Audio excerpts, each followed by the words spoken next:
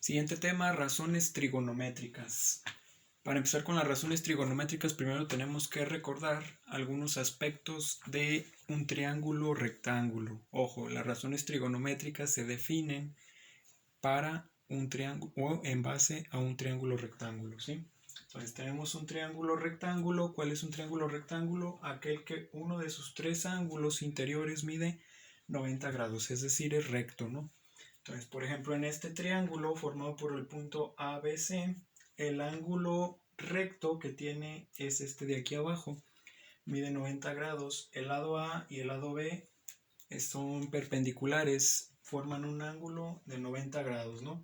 Entonces, este triángulo rectángulo formado por el punto ABC tiene los lados A, B, C y tiene tres ángulos interiores que son el ángulo alfa, el ángulo beta y el ángulo gamma, que es el que mide 90 grados, ¿sí?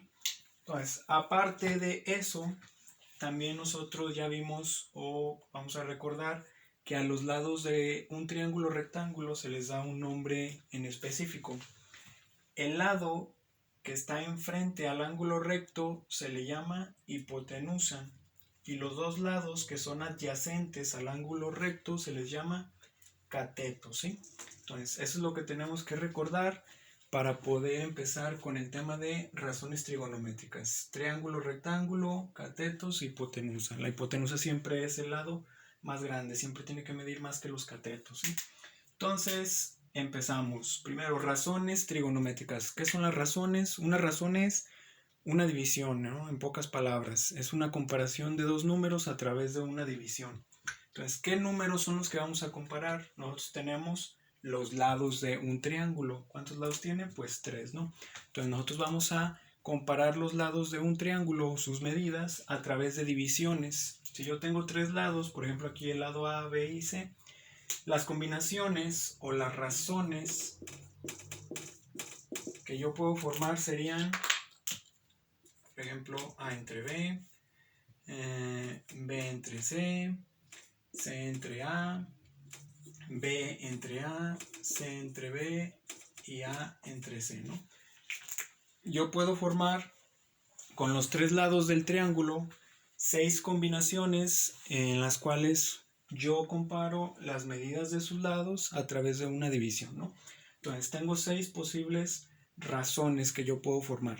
Ahora, razones trigonométricas, ustedes ya las vieron a lo mejor en secundaria, o más bien sí las vieron en secundaria, y han de recordar que tienen ciertos nombres en específico, por ejemplo, seno, coseno, tangente, cotangente, secante y cosecante, ¿no? Son 6. Entonces, estas 6 combinaciones o estas 6 razones, cada una tiene su nombre en específico, ¿no? ¿De qué depende el nombre en específico? Depende de estos dos ángulos que tenemos acá. Nosotros ya vimos que un triángulo tiene 3 ángulos internos, ¿no? Uno de ellos es el ángulo recto, el que mide 90, pero los otros dos son ángulos agudos, miden menos de 90 grados, aparte son complementarios, ¿no? Los dos juntos deben de sumar 90 grados. Y estos otros dos ángulos agudos son los que nos van a ayudar a darles nombres a las razones, ¿no? Yo tengo dos ángulos, entonces puedo tomar cualquiera de los dos. Y ojo en eso, el nombre de la razón trigonométrica depende del ángulo que yo agarre, ¿sí? Las razones trigonométricas no son en base a los lados, son en base a los ángulos, ¿sí? Depende del ángulo que yo agarre, es el nombre que le voy a dar a mi razón trigonométrica.